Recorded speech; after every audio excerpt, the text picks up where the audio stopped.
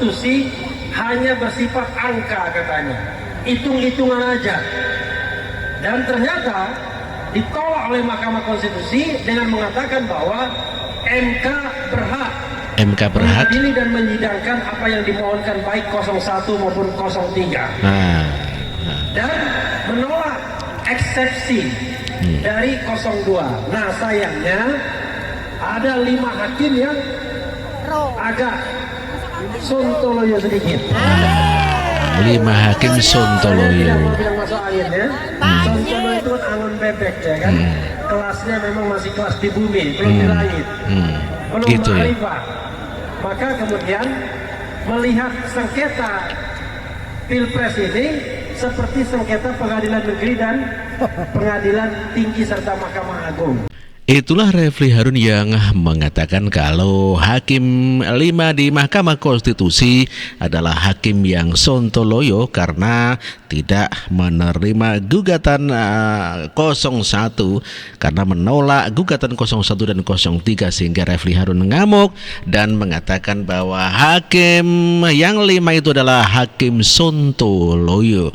Coba kalau menerima gugatan Refli Harun 2 saja berarti ada 3 ya tambah 2 jadi 5. Berbalik mesti yang lain bukan sontoloyo tapi hakim yang ma'rifat yang ke langit gitu ya. Refli payah Refli. Sementara adik angkat Mahfud MD Zainal Arifin Mohtar, pakar hukum tata negara dari Universitas Gadjah Mada, meminta DPR untuk bisa secepatnya mengajukan hak angket. Panas. Yang pertama begini, apakah putusan MK itu sudah diambil? Saya kira iya, kita semua paham itu. Kalau dalam prinsip fikihnya itu adalah hukmul hakim yarfa'ul khilaf. Hakim sudah mengambil putusan dan dia menyelesaikan problem. Tetapi pada saat yang sama kita bisa menilai apakah putusan itu baik atau tidak, benar atau tidak. Begitu ya. Putusan setelah dibacakan itu menjadi milik publik dan kita semuanya bisa membacanya. Betul, kita semua betul. bisa mengkritisinya. Ya, saya kira putusan kemarin tidak mencerminkan apa yang seharusnya. Oh, tidak mencerminkan. Ada banyak ya. versi, ada banyak hal. Tetapi kalau kita mau lacak kenapa putusan kemarin menjadi seperti itu, kurang-kurangnya saya kira ada 3 persoalan mendasar. Yang pertama, yang diakui oleh sebagian oleh hakim sendiri.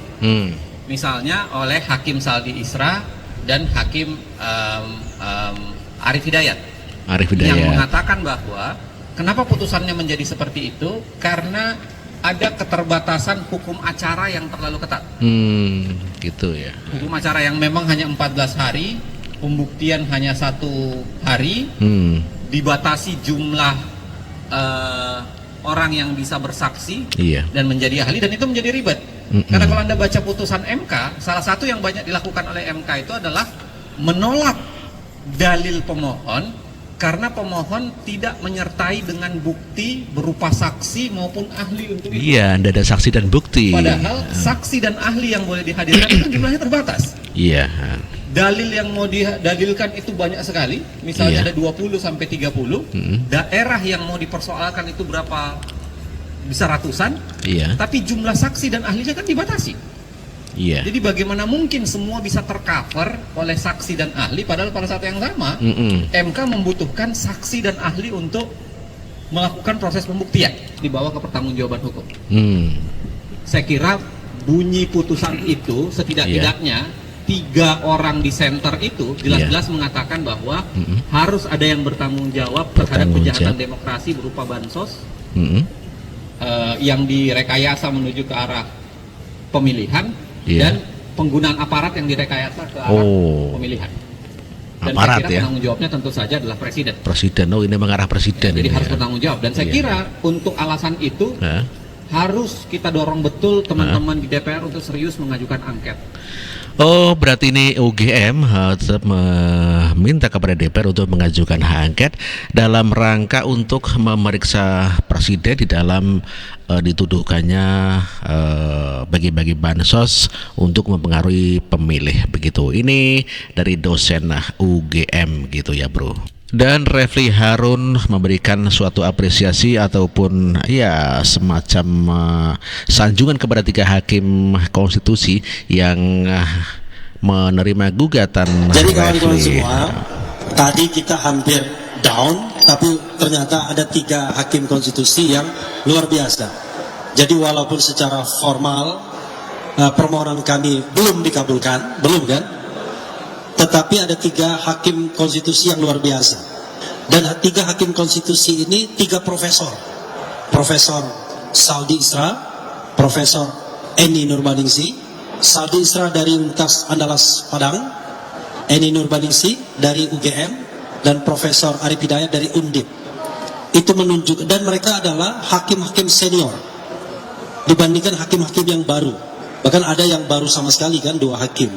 Jadi kalau kita ingin melihat putusan yang mencerdaskan adalah apa yang disampaikan 3 dissenter ini, itu satu. Yang kedua, yang menarik adalah kalau cara pendekatan sengketa pilpres seperti 5 hakim konstitusi, maka tidak akan pernah permohonan pilpres itu dikabulkan dalam speedy trial seperti ini.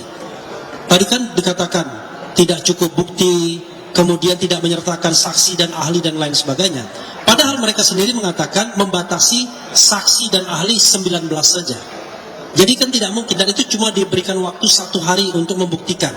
Sementara dalam pemaparan mereka kemudian bicara hal-hal yang detail satu-satu dan menuntut pembuktian yang lebih. Nah, untunglah Prof. Saldi Isra mengatakan seharusnya sidang seperti ini adalah sarana untuk menambah keyakinan hakim. Apa keyakinan hakim yang misalnya disampaikan Saldi Isra? 2 hal yang paling menonjol dan saya yakin diyakini kita semua, yaitu bansos itu digunakan untuk pemenangan 02, diyakini oleh Saldi Isra dan terbukti. Dia bilang baik bansos yang diambilkan dari dana bagian dari 496,8 triliun maupun yang automatic adjustment yang 50,14 triliun.